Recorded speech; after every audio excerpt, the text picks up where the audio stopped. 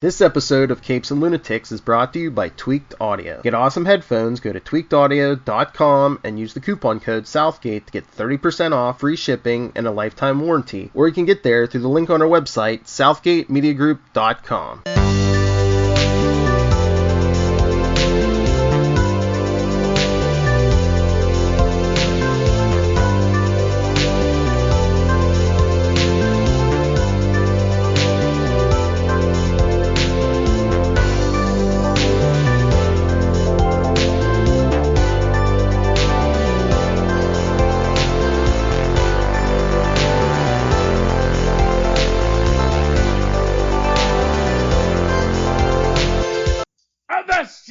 Hearties, and welcome to Full Stream Ahead!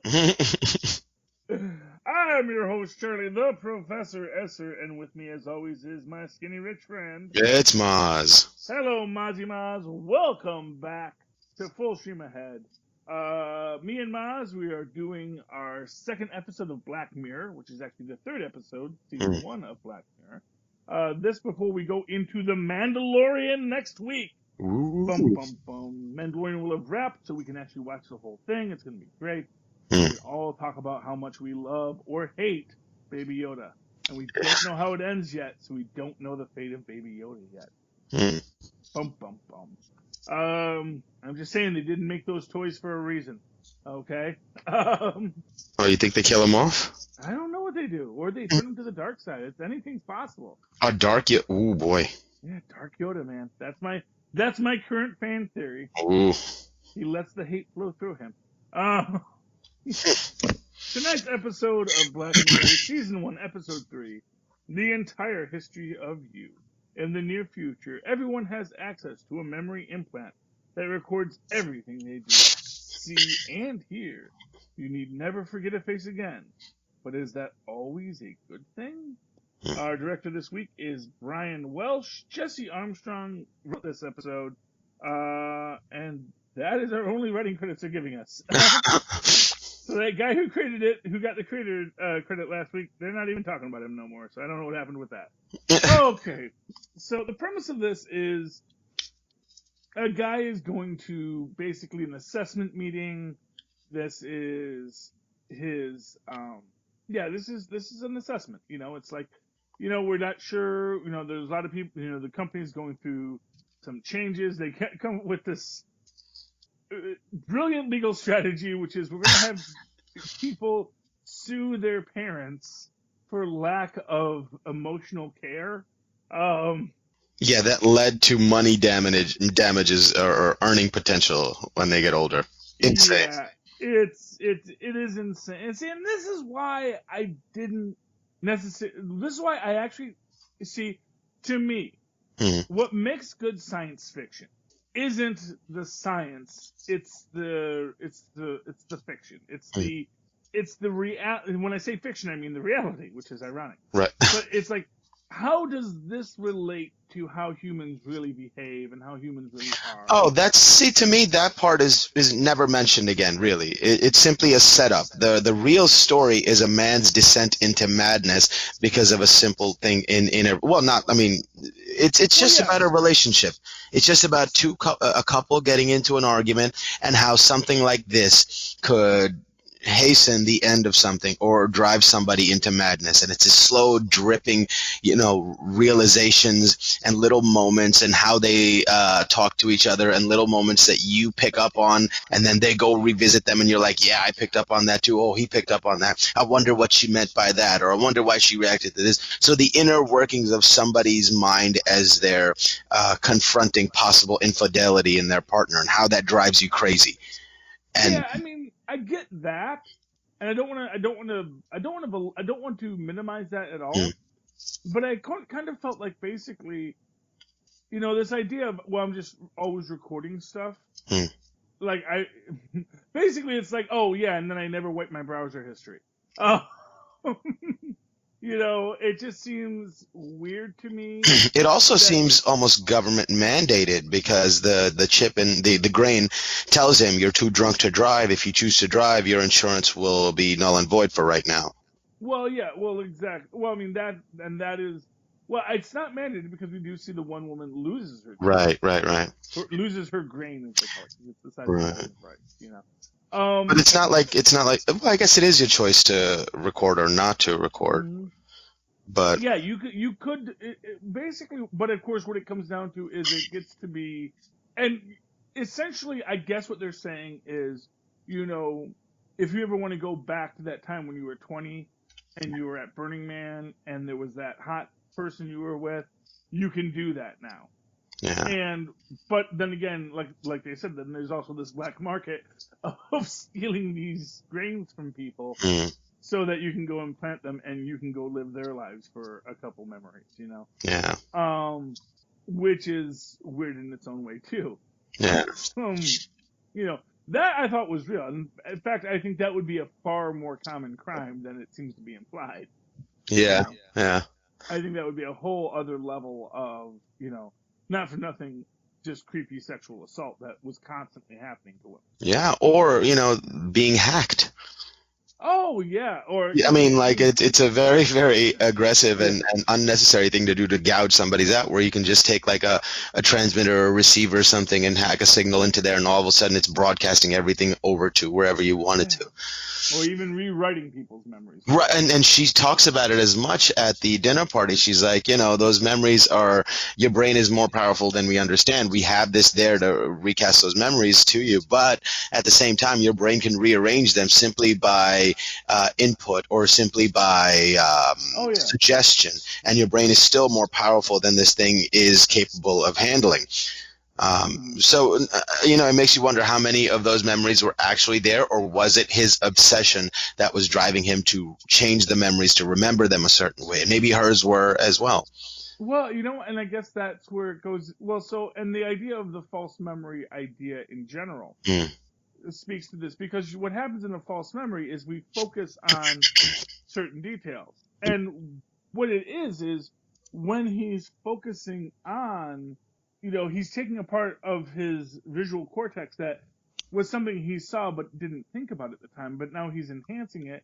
And, if you stare at it long enough, it does the thing. When he does the lip reading on it, which I was half ready waiting for that to just turn into bad lip reading theater. But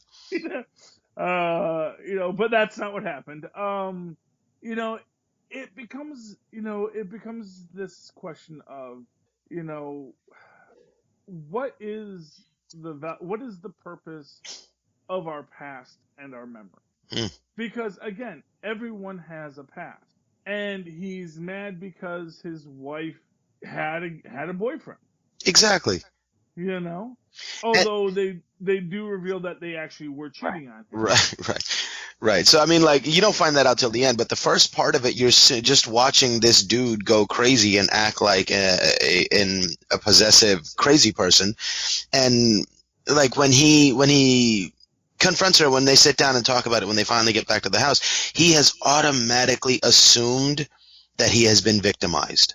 Mm-hmm. And he's that kind of person that really gets off on it, or there's a self-righteous sort of thing that happens to people when they say, oh, I was wronged, I am the victim, so I do deserve to lord it over you, or something like that.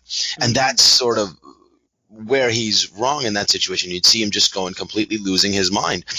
But she wasn't a good person either.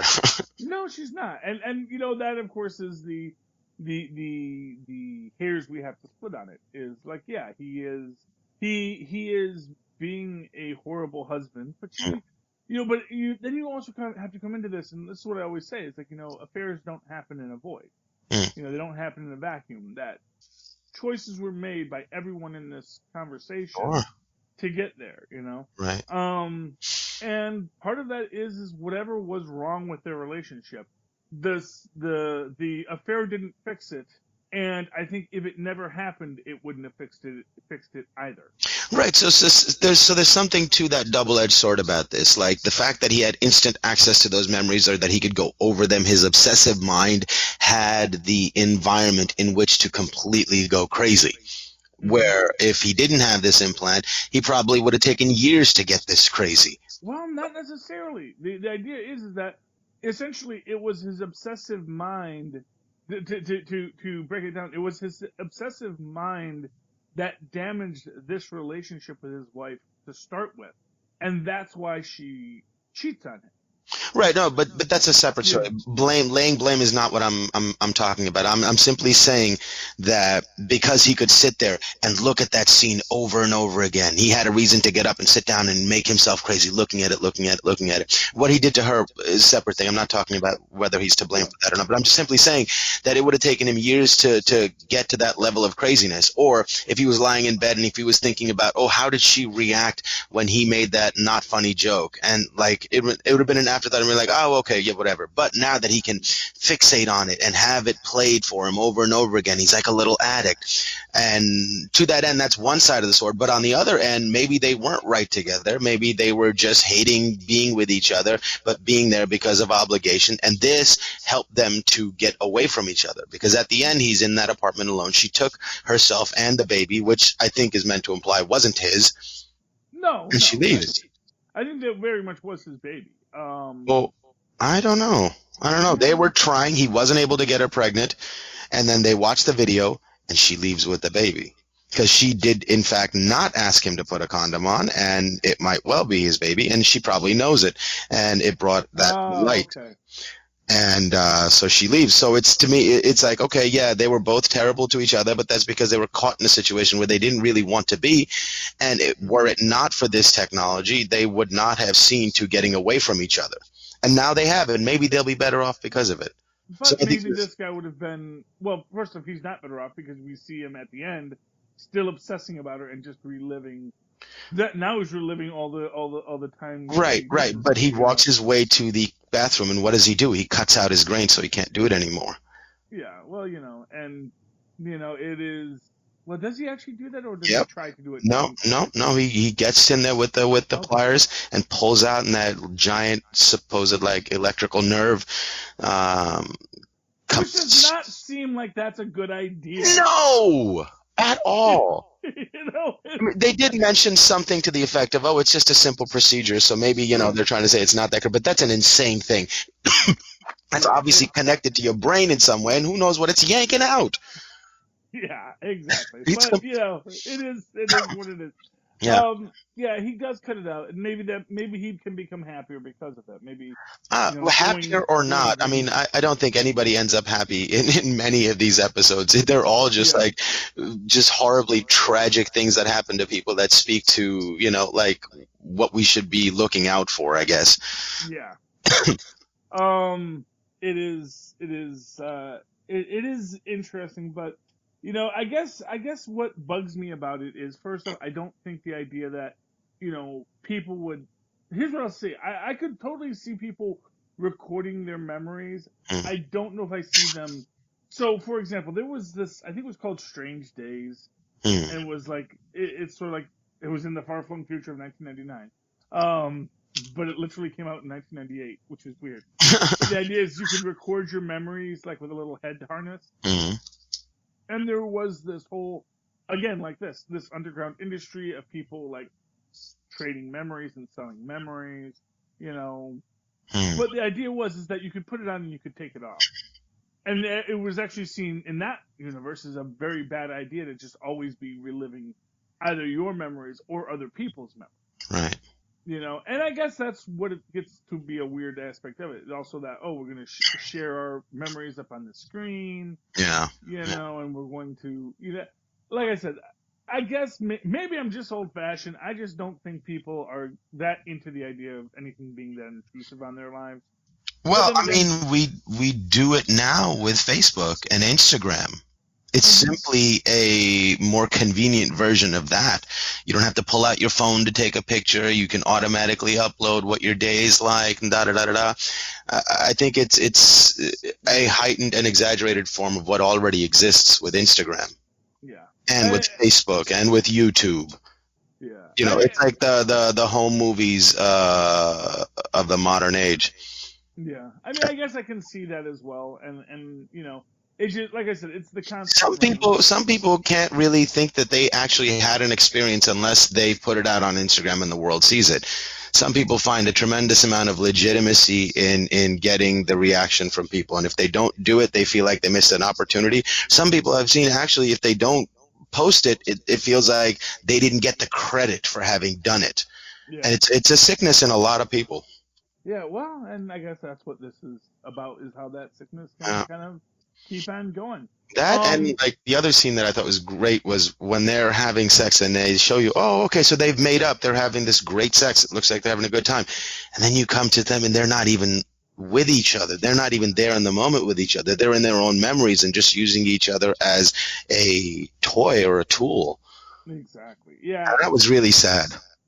Well, yeah. But it's like, and then it makes me think, is it helping you prolong the magic beyond what it should, or is it simply helping you prolong the magic in one of those slumps until you find your way back to being friends with each other? So it, could be therapeutic, or it could be harmfully prolonging something that shouldn't exist.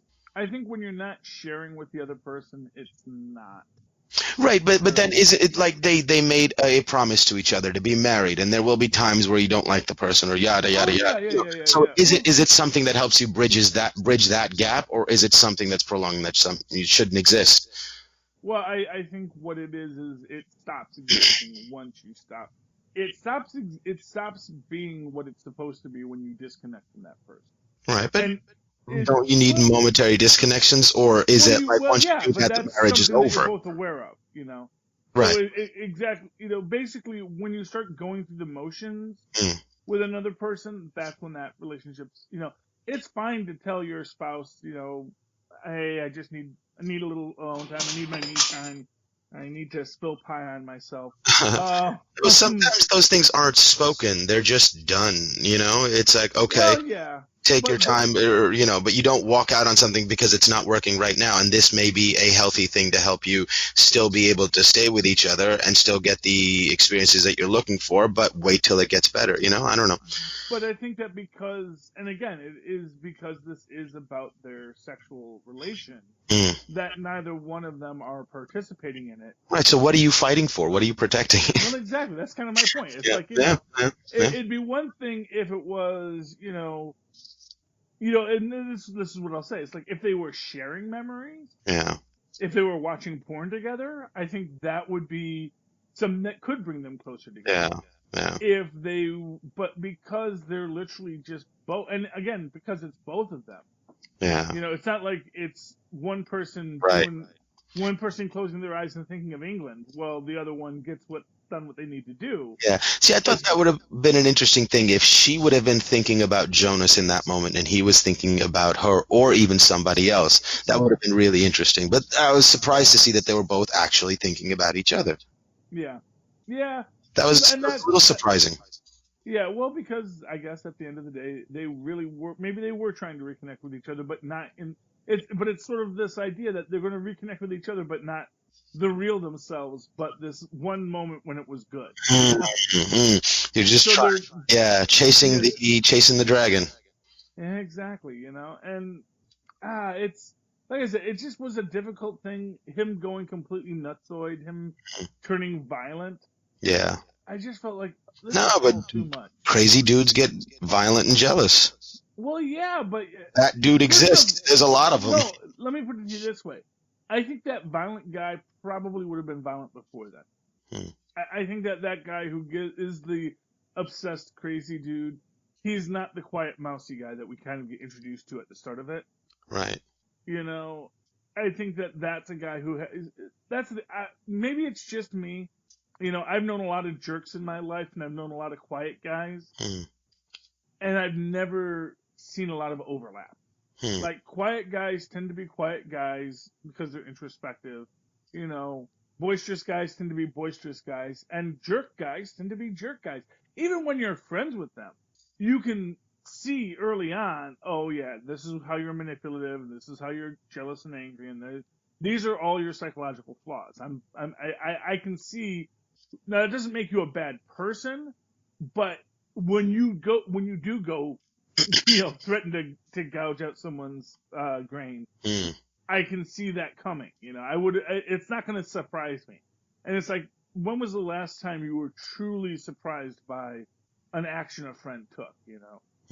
where you're like, I never thought he was the kind of guy who would have done that. It's like, no, because if you're the kind of guy who would have done that, now granted, we don't see much of his life here. We mostly see everyone else's life, and so maybe and she knew he was this jerk guy the whole time, and still married him. So Yeah. Who knows?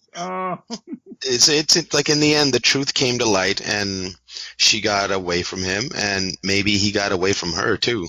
Yeah, and that's definitely, I think that's definitely where they're at. Now, of course, the interesting question in this is, now that he's brainless, how does that? I mean, I guess arguably he has. Well, I guess there's no legal claim because no one goes to jail over it.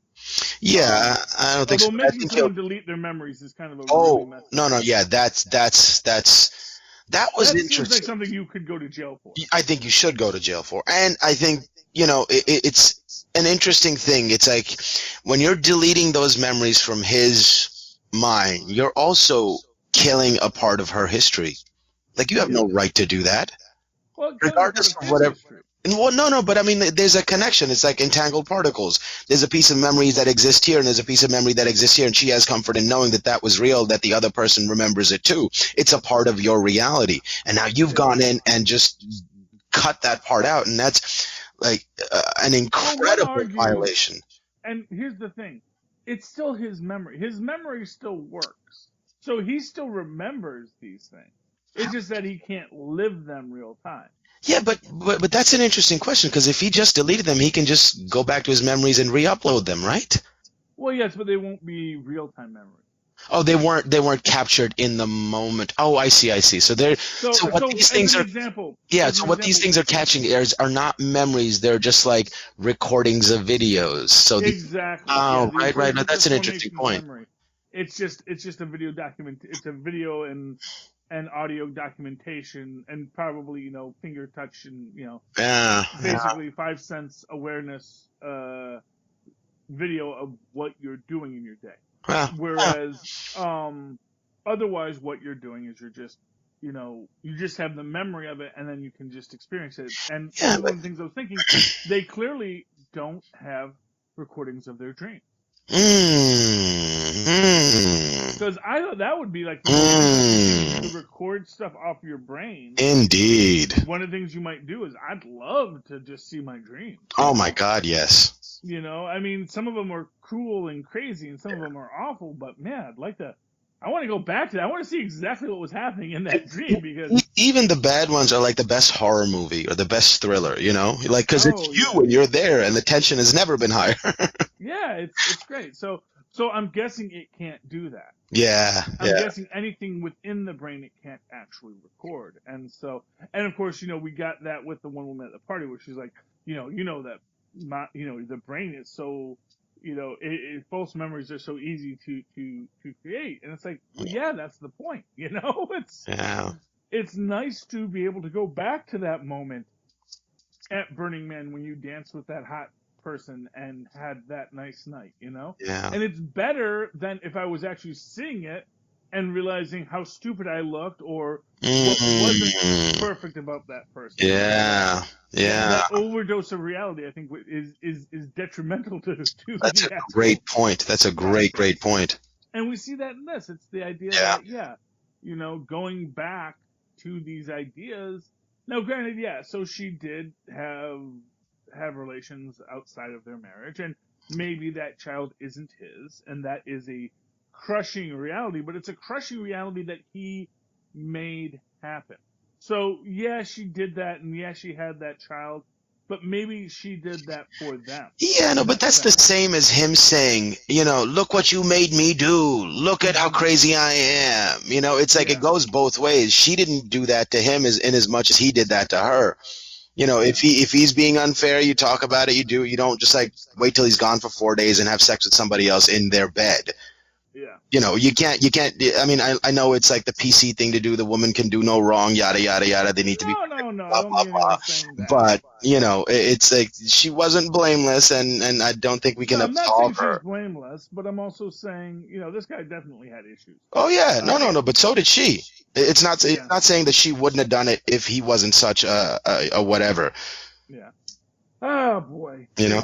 Yeah, there's no easy Right, and that's the point here. I think it's just that it's just people are messed up. Yes, There's darkness there in people, and we as people have a lot of messed up I'm stuff in our just head. saying it makes you long for a good old fashioned pig effing story.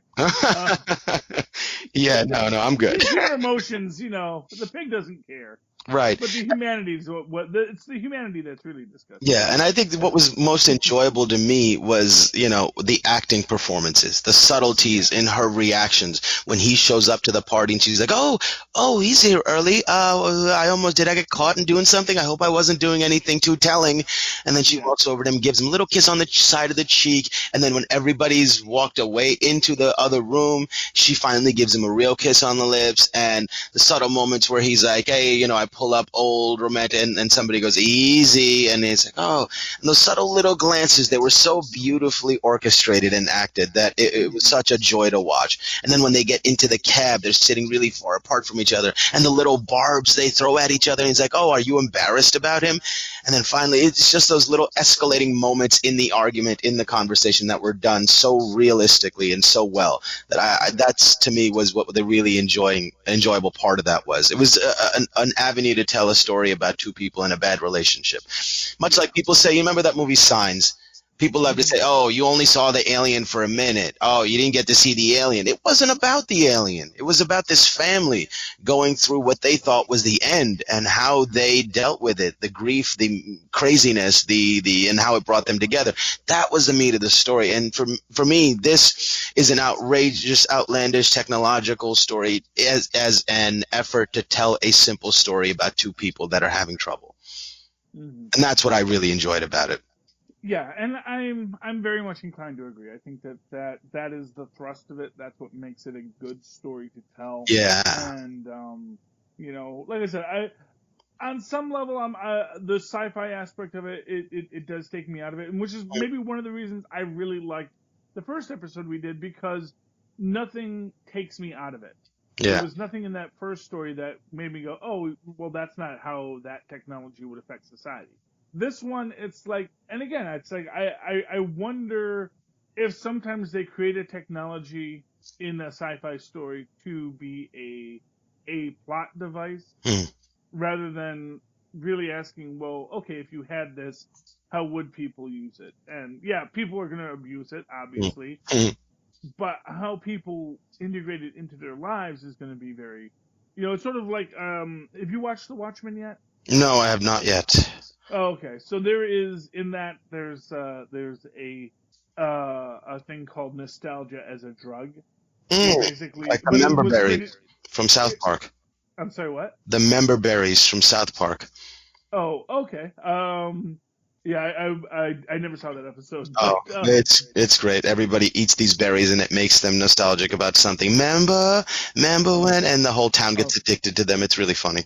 Yes, well, but the idea with the nostalgia drug is that it was used as an Alzheimer's medication or dementia medication. Oh. So basically, if you were having trouble, like, with your memory, you could take these, and this could help you remember who you were and where you're from. Wow. Although actually, I think the actual problem with dementia usually isn't memories; it's actually signals. Well, it's the problem with dementia tends to be your awareness of your current state, not your past state.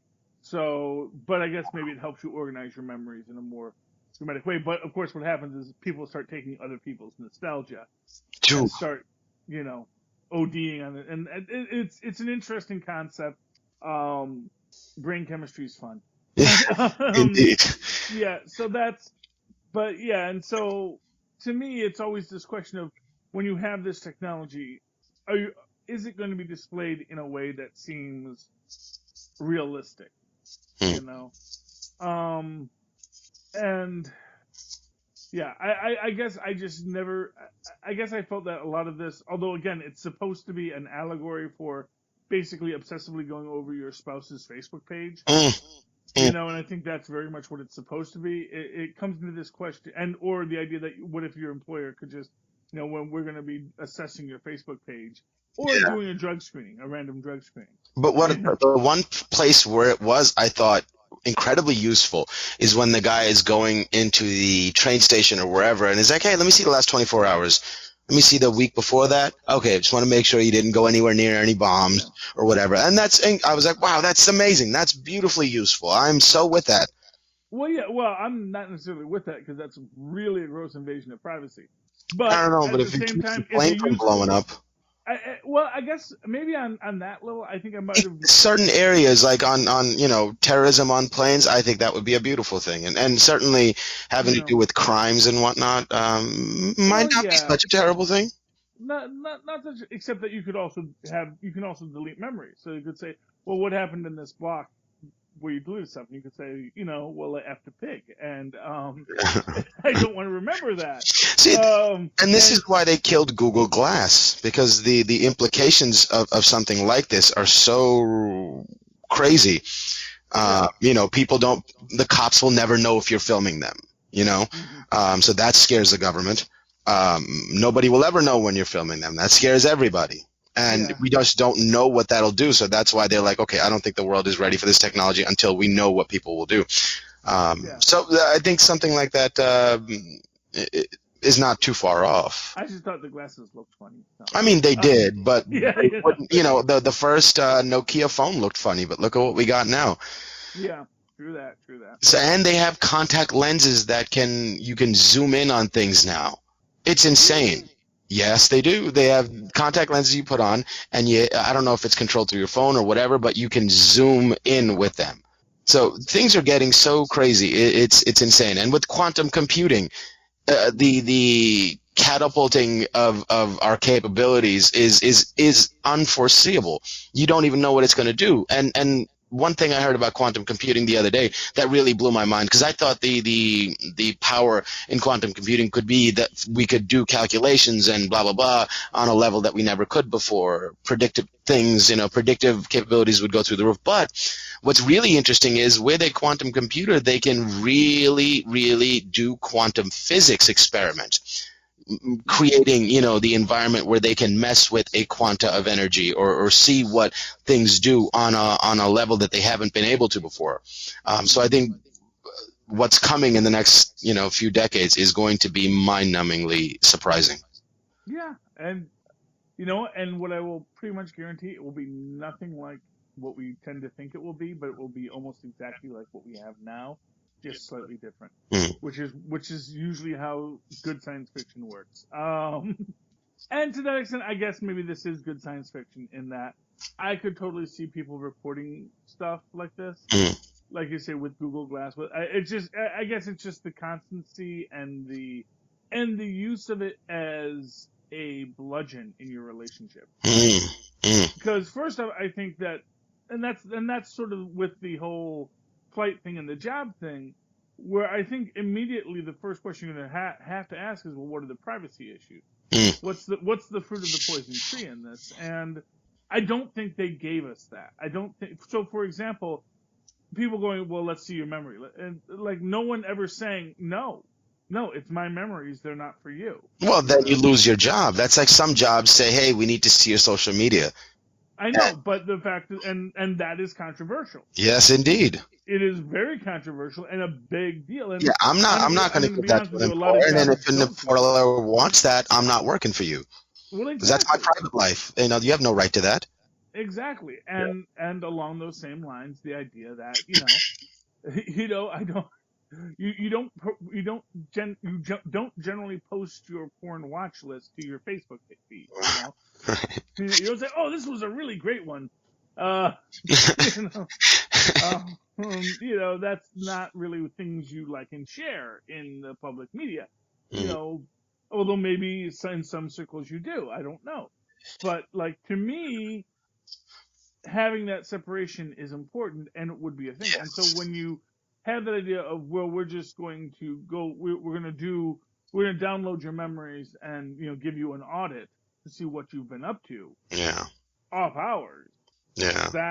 That seems like the kind of thing that the ACLU would be involved in. Mm. Likewise, we want to see your last 24 hours because again, what if you do have that deleted scene? Yeah. Well, I mean, think about this. companies do ask to see your social media presence, so that is going on. And then there's this new technology that's being implemented by certain police stations around the country. It was invented for the war in Iraq, where they would have these planes flying miles high up in the air that have these special cameras that take a picture every second. And they've trained certain people to be able to interpret, because you can't really tell what's going on. They're just like blips when you look at them. They'll take an image of an entire city, but if a crime happens, they can trace back up to 24 hours the entire city. Oh, that van went from there to there. Before that, this person went from there to there. So there is a 24 surveillance thing happen in certain states, and the police can requisition those records and see exactly where the criminal went. So those sorts of technologies even now do exist, because they were using them in Iraq to see where a car bomb came from. So they could follow that car back all the way 24 hours, 36 hours, whatever they need to figure out where that car came from. And now certain police departments have started implementing those drone programs too. So it is a little scary. Yeah, but again, here's the difference. So when someone wants to look at your social media feed, first off, that's your curated feed. So you're only putting up there what you want people to know about you. So, if you're putting up there, hey, I like to put bananas in my ears and swing from chandeliers, that's your choice, and that's what your company is going to decide to use or not use. Right. But I think what they're saying is, if we don't watch our steps, this is where we could end up. Well, but and again, like I said, I just feel that people watch their steps a lot more than people acknowledge it. I think that this is sort of people. I feel like in this, it assumes a worst case scenario that isn't borne out by observable history and fact. I mean, I don't know. We found several instances where stuff like this is happening. No. No, because like I said, as far as social media, that's your curated social media. Right, but okay. So I think you're trying to say that it's bad because it's not realistic, but it's not supposed to be realistic. It's supposed to be a worst case scenario of what could happen if we don't watch our step. And I'm not saying it's bad. I'm just saying I preferred the other two episodes better than that. I mean, it was enjoyable. I just felt, I felt that it lacked something that the other two both had, and honestly, I think really it was kind of a deeper commentary beyond a personal, because I guess on some level this is a very personal story between these two people. And that's kind of maybe what it is. Like, to me, I don't think anyone else gets to be a person except our protagonist in this. But the protagonist gets to be a person, and everyone else is just another file on his memory. And I feel that maybe takes away from it. Interesting. Yeah. But yeah, there's lots of reasons you like or don't like something, and that's just where I was with this. And right on.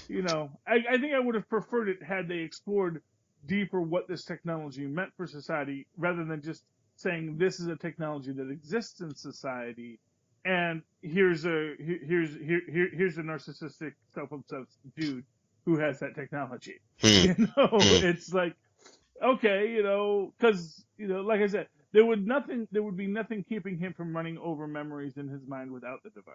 There would be nothing keeping him from being obsessive and worried and paranoid without this device. Sure. I think it hastened up his madness, though. Yeah, but that's the thing. I think that's what you call a counterfactual assessment. It's like you can't say that it did because we don't know what it would have been without it. So neither can you say that he would have done it regardless, right? Well, I'm saying he could have. Right. Well, that's what they're saying. Well, and he did, and when you say it accelerates it, I don't know if it would have accelerated. I think he would have been just as obsessed and just as worried, and I think the same plotline would have occurred. Yeah, but it's the same argument that I can say that, I don't know if he would have been that crazy without it. We don't know, but, you're making an assessment just as much as I am, no? Well, I mean, one could make that argument, yes. So, yeah. Okay. I think that's what's interesting about these is that it causes these sorts of conversations. And I think most of the shows that we do end up in conversations like these anyway. So I thought it would be a perfect fodder for us to have these kind of conversations, which I love. And I love them as well, Maz. That's why we do these shows. Indeed. It's what is fun for us to do. Indeed. Anyway, Maz, any final thoughts before we say goodnight? No, I think we covered it pretty well. To me, I really, really enjoyed the acting in this. Her subtle reactions to when Jonas gets up to touch the new girl's neck where she had been gouged, the subtle uncomfortableness that she had, and how he picked up on it. Those little moments happening. There was so much happening in those tiny moments, and I loved it for those reasons. And that's great. Yeah, I mean, like, I'm not going to say that it wasn't well acted. I'm not going to say that it wasn't well written. And like I said, when you say this was my least favorite of the 3 episodes I've watched, all of which were very good, there's nothing wrong with getting a silver. There's nothing wrong with getting a bronze. That's still, a bronze medal. It still means you were the 3rd fastest man alive. And that's pretty impressive. Right. So I did enjoy it. I don't want people thinking I'm like, oh, it was awful. I'm just, right. I have negative feelings about some shows too. And like I said, things that other people felt negative about, I was totally cool with, Yeah. Pig effers forever. Yeah. So the next one we're doing is White Christmas, right? No, I thought we were going to go into The Mandalorian next. No, I mean, like, whenever we do the next episode. Oh, sure. Yeah. I will let you pick the shows. Because you said you saw the other 2. Which is the other one that you watched? The second episode. Gotcha. Yeah, watch White Christmas. I'd love to get your thoughts on what you thought about White Christmas. That's the one with John Hamm in it. I will make a point to watch it. Okay. It's really good. All right, so yes, Mandalorian next. It's going to be great. Looking forward to it. In the meantime, how can people find you? Well, they can email me at mozzmanzor@gmail.com. That's MOZZMANZOOR. Or find me on Facebook under Mozz Manzor. Okay. And, of course, you can always write to me in that old-fashioned email way, like they do on the Black Mirror, at superconnectivityblog@gmail.com.